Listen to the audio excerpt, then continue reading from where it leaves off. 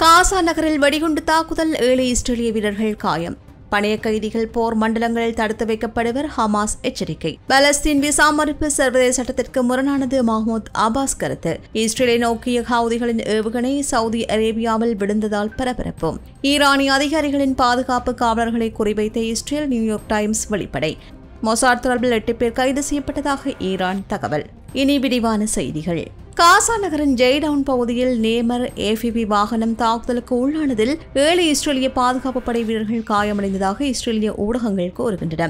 நேற்றிரவு நடந்த இந்த சம்பவத்தில் வெடிக்கும் சாதனம் செயல்பட்டதால் 7 வீரர்கள் காயமடைந்ததாக தெரிவிக்கப்படுகின்றது. இவர்களில் 2 லேசானது முதல் மிதமானது வரையான காயங்கள் ஏற்பட்ட நிலையில் மருத்துவமனைக்கு கொண்டு செல்லப்பட்டனர். மீதமுள்ள 5 பேரும் மருத்துவ சிகிச்சை பெற்று வீடு திரும்பியுள்ளதாக கூறப்படுகின்றது.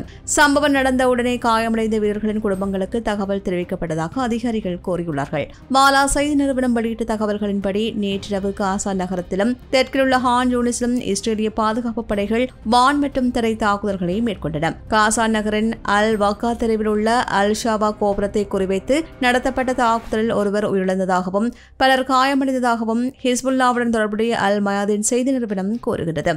இஸ்ரேல் காசா நகரை முழுமையாக கைப்பற்றும் திட்டத்தில் ஈடுபட்டுள்ளதாகவும் இந்த நடவடிக்கை ஆபரேஷன் கிதியோன் ரதங்கள் 2 என்ற பெயரில் நடைபெறுவதாகவும் IDF தெரிவித்தது. நேற்று IDF-இன் அரபு மொழி செய்தி தொடர்பாளர் அபுச்சி அத்ரே பலஸ்தீனியர்கள் பரப்பிய இஸ்ரேலிய வீரர்கள் கடத்தப்பட்டார்கள் என்ற கூற்றை மறக்கும் வகையில் சமூக ஊடகங்களில் காணொலி வெளியிட்டார். அவர் நேற்றிரவு திவாலான முஸ்லிம் சகோதரத்துவ ஊடகங்கள் காசாவில் தோற்கடிக்கப்பட்ட ஹமாஸ் வீரர்களை வெற்றியாளர்களாக காட்டுகின்ற போலி செய்திகளை வெளியிட்டதாக தெரிவித்தார். இது வெற்றியின் மாயை மட்டுமே, உண்மையில் அவர்கள் தோல்வியை சந்தித்துள்ளதாகவும் மேலும் குறிப்பிட்டார். இதேவேளை காசா நகரின் மீது இஸ்ரேல் முழுமையான படையெடுப்பிற்கான தயாரிப்புகளை தீவிரப்படுத்தி வரும் நிலையில் பணைய கைதிகள் போர் மண்டலங்களில் ஹமாஸ் போராளிகளுடன் சேர்த்து வைக்கப்பட்டுள்ளதாக அந்த அமைப்பு எச்சரித்துள்ளது. ஹமாஸ் ராணுவ பிரிவு செய்தி தொடர்பாளர் அபு ஒபைதா நேற்று இதனை தெரிவித்தார். எங்களால் முடிந்தவரையில் சிறைப்பிடிக்கப்பட்டவர்களின் உயிரை பாதுகாப்போம், ஆனால் அவர்கள் எங்கள் போராளிகளுடன் இருப்பதால் மோதலிடங்களில் அதை ஆபத்துகளுக்கு ஆளாகுவார்கள் என்றும் தெரிவித்தார். IDF நடவடிக்கைகள் விரிவுபடுத்தப்பட்டால் மேலும் இஸ்ரேலிய வீரர்களை கடத்துவோம் என்று ஹமாஸ் எச்சரித்துள்ளது. ஒவ்வொரு பணைய கைதியும் இஸ்ரேலிய ராணுவ தாக்குதல்களில் கொல்லப்பட்டால் அந்த நபரின் பெயர், புகைப்படம் மற்றும் இறப்புக்கான ஆதாரம் வெளியிடப்படும் என்றும் அச்சுறுத்தியுள்ளது. IDF-ற்கு கடுமையான பாடம் கற்பிக்கப்படும் என்றும் ஹமாஸ் தெரிவித்துள்ளது. இஸ்ரேல் ஏற்கனவே காசா நகரில் தனது நடவடிக்கையின் ஆரம்ப கட்டங்களை தொடங்கியுள்ளது. இந்த நகரம் போரின் தொடக்கத்திலிருந்தே கடுமையான மோதல்களின் மையப்புள்ளியாக இருந்து வந்ததுடன் ஹமாஸ் அமைப்புக்கு மூலோபாய கோட்டையாக கருதப்படுகின்றது. கடந்த செவ்வாயன்று இஸ்ரேல் பிரதமர் பெஞ்சமின் நெதன்யாகு காசா நகரை கைப்பற்றும் செயல் திட்டங்களுக்கு ஒப்புதல் அளித்ததுடன் இஸ்ரேலின் நிபந்தனைகளின் அடிப்படையில் பணைய கைதி பேச்சுவார்த்தைகள் மீண்டும் தொடங்க உத்தரவிட்டார். பணைய கைதிகளின் குடும்பங்கள் மற்றும் பாதுகாப்பு அதிகாரிகளிடமிருந்து ஏற்பட்ட கடும் அழுத்தத்தின் பின்னரே இந்த முடிவு எடுக்கப்பட்டது. 2023 அக்டோபரில் தொடங்கிய போருக்கு பிறகு மிகப்பெரிய தரைப்படை பிரச்சாரங்கள் ஒன்றாக இருக்கின்ற இந்த நடவடிக்கைக்கு IDF சுமார் 60,000 ரிசர்வ் வீரர்களை திரட்டியது. காசா நகரம் தற்போது அதிகாரப்பூர்வ போர் மண்டலம் என்று IDF-ஆல் அறிவிக்கப்பட்டுள்ளது.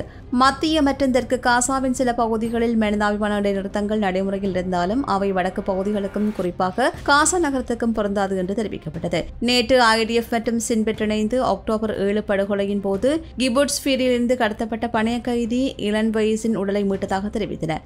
மேலும் இன்னொரு பணைய கைதி நிச்சயங்களாக நம்பப்படுகின்ற உடலும் மீட்கப்பட்டதாகவும் அவரது அடையாளம் தற்போது தடயவியல் பரிசோதனையில் உறுதி செய்யப்படுவதாகவும் கூறப்பட்டது. செப்டம்பர் மாதம் இடம்பெறவுள்ள ஐநா பொதுச்சபை கூட்டத்தில் கலந்து கொள்ள பலஸ்தீன் பிரதிநிதிகள் குழுவிற்கு அமெரிக்கா விசா மறுத்திருப்பதை பலஸ்தீன் அதிகார சபை தலைவர் மஹ்மூத் அப்பாஸ் கடுமையாக விமர்சித்துள்ளார். அமெரிக்க வெளியுறவுத்துறை அப்பாஸை தவிர பலஸ்தீன் அதிகார சபை மற்றும் பலஸ்தீன் விடுதலை முன்னணியுடன் தொடர்புடைய சுமார் 80 அதிகாரிகளுக்கு விசா வழங்க மறுத்துள்ளதாக வெளியிட்டுள்ளது.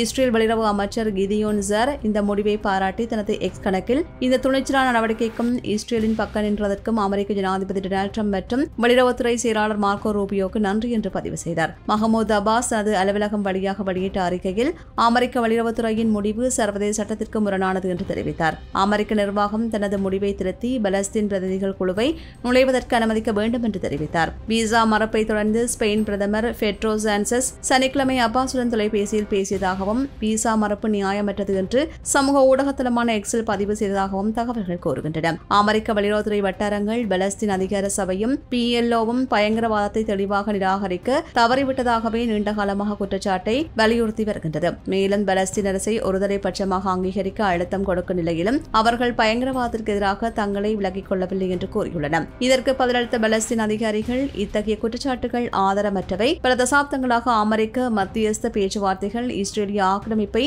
முடிவுக்கு கொண்டு வந்து சுதந்திர பலஸ்தீன் அரசை அமைக்க தவறிவிட்டதாக தெரிவித்தது. அடுத்து ஏமனிலிருந்து இஸ்ரேலை நோக்கி நேற்றிரவு ஏவப்பட்ட ஹவுதிகளின் பாலிஸ்டிக் ஏவுகணை செயலிழந்து சவுதி அரேபிய எல்லைக்குள் விழுந்ததாக இஸ்ரேலிய ராணுவம் கூறுகின்றது. இஸ்ரேலை நோக்கி ஹவுதிகள் மேற்கொண்ட இந்த ஏவுகணை முயற்சி இந்த வார தொடக்கத்தில் ஏமன் தலைநகர் சனா பகுதியில் ஹவுதிகள் இலக்குகளை குறிவைத்து இஸ்ரேலிய பாதுகாப்பு படைகள் நடத்திய தீவிர தாக்குதலுக்கு பின் நிகழ்ந்ததாகவும் இது அத்தகைய முதல் முயற்சியாக கருதப்படுவதாகவும் தகவல்கள் கூறுகின்றன. பாதிப்பு தொடர்பான கூடுதல் தகவல்கள் எதுவும் இதுவரையில் வெளியாகவில்லை. அடுத்து 12 நாள் போரின் போது ஈரானின் உச்ச தேசிய பாதுகாப்பு கவுன்சில் அதிகாரிகள் நடத்திய மிக ரகசிய கூட்டத்தை குறிவைத்து அவர்களின் பாதுகாப்பு காவலர்களின் மொபைல் தொலைபேசிகளை ஹேக் செய்ததாக நியூயார்க் டைம்ஸ் செய்தி வெளியிட்டுள்ளது. தெஹ்ரானுக்கு மேற்கே உள்ள மலைப்பகுதியில் நிலத்தடியில் 100 அடி ஆழத்தில் அமைந்த பதுங்கு குழியில் ஜனாதிபதி மசூத் பெசஸ்கியான் உட்பட்ட பல முக்கிய அதிகாரிகள் கூடினர். இஸ்ரேல் தாக்குதல் நடத்தும் அபாயம் இருப்பதால் அவர்கள் தங்கள் செல்போன்களை எடுத்துச் செல்ல வேண்டாம் என்று அறிவுறுத்தப்பட்டிருந்தனர். இருந்தாலும் பின்னர் IDF அந்த கூட்டத்தை குறிவைத்து நுழைவு மற்றும் வெளியேறும் கதவுகளில் 6 குண்டுகளை வீசியதாக தகவல்கள் கூறுகின்றன. அதில் அதிகாரிகளுக்கு எந்த காயங்களும் ஏற்படவில்லை. ஆனால் தாக்குதலுக்கு பிறகு காவலர்களின் உடல்களை தேடும் பொருட்டு அவர்கள் பதுங்குக்குழிலிருந்து வெளியேற வேண்டியிருந்தது. நியூயார்க் டைம்ஸ் தகவல்களின்படி இஸ்ரேலிய உளவுத்துறை ஈரானிய பாதுகாப்பு படையினரின் காவலர்கள், ஓட்டுநர்கள் மற்றும் பணியாளர்களின் மொபைல் போன்களை ஹேக் செய்து கூட்டங்கள் மற்றும் உரையாடல்களின் பதிவுகளை பயன்படுத்தி அதிகாரிகளை வேட்டையாட முயன்றுள்ளது. ஈரானின் முன்னாள் துணைத் தலைவரும் தெஹ்ரான் பல்கலைக்கழக பேராசிரியருமான சசன் கரிமி, மூத்த அதிகாரிகள் தொலைபேசிகளை எடுத்துச் செல்லவில்லை என்பது எங்களுக்கு தெரியும். ஆனால் அவர்களின் உரையாசிரியர்கள், பாதுகாப்பு காவலர்கள், ஓட்டுநர்கள் ஆகியோர் போன்களை வைத்திருந்தார்கள். அவர்கள் முன்னெச்சரிக்கைகளை பெரிதாக எடுத்துக் கொள்ளவில்லை. அதுவே அவர்களை கண்டுபிடிக்க வழிவகுத்தது கூறியதாக தெரிவிக்கப்பட்டுள்ளது. இந்த சம்பவம் இஸ்ரேலுக்கும் ஈரானுக்கும் இடையிலான உளவு நடவடிக்கையில் சமீபத்திய அதிகரிப்பை காட்டுவதாகவே உள்ளது.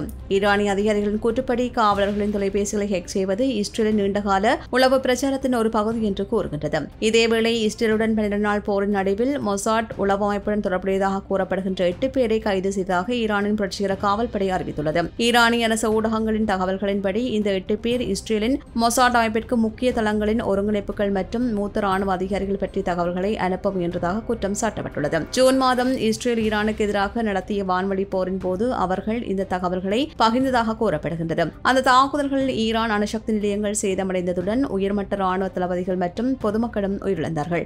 இது 1980களின் ஈராக் போருக்கு பிறகு ஈரானுக்கு ஏற்பட்ட மிகப்பெரிய தாக்கமாக கருதப்படுகின்றது. அதற்கு பதிலடியாக ஈரான் இஸ்ரேலிய ராணுவ தளங்கள், உள்கட்டமைப்புகள் மற்றும் நகரங்கள் மீது ஏவுகணைகளை ஏவியது.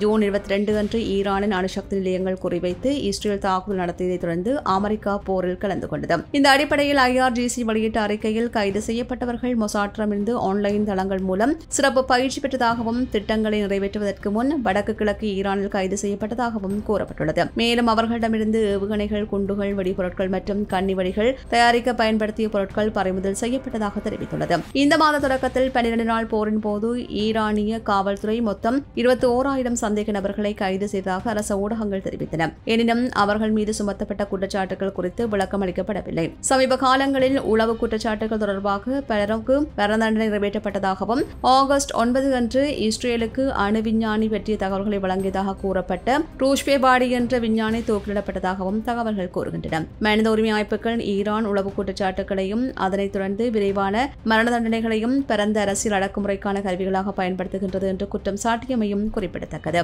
இவை சமீபத்தில் வெளியான செய்திகளின் தொகுப்பாக காணப்படுகின்றன. செய்திகள் பற்றிய உங்களுடைய கருத்துக்களை கீழே இருக்கும் கமெண்ட்ஸ் பக்கத்தில் மறக்காமல் பதிவிடுங்க. மீண்டும் மற்றொரு காணொளியில் உங்களை சந்திக்கின்றேன். நன்றி.